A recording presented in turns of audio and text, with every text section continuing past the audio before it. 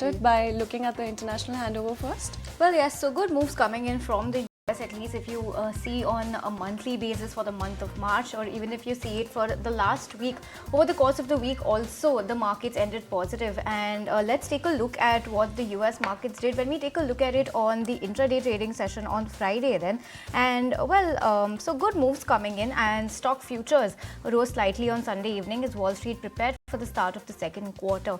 Now we have the financial year beginning today, and the US, they follow a calendar year as a financial year, so their second quarter begins today. And the personal consumption expenditures price index that came on Friday during the market closure for Good Friday showed inflation rose to 2.8% in February, which is largely in line with what the street was penciling in.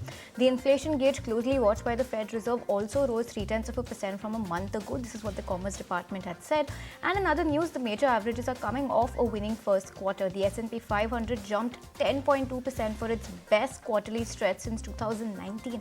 So more than 5 years, it's seen the best move in more than 5 years, while the Dow Jones Industrial also added 5.5% for its best quarter since 2021.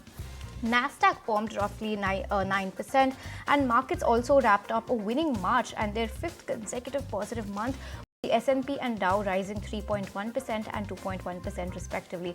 Nasdaq also edged up 1.8% for the month, and well, Wall Street is readying for a busy week of economic data that starts today, with construction spending for February and the ISM manufacturing data due for March on today, and the keynote March jobs report is on due for Friday as well. You'll also be seeing initial jobless claims and the oil rig numbers coming out. So well, lots of important data coming out of the US this week, and lots to watch out for as well. With that, let's also take a look at what Europe has done, and well, largely a sea of green when it comes to the European markets as well.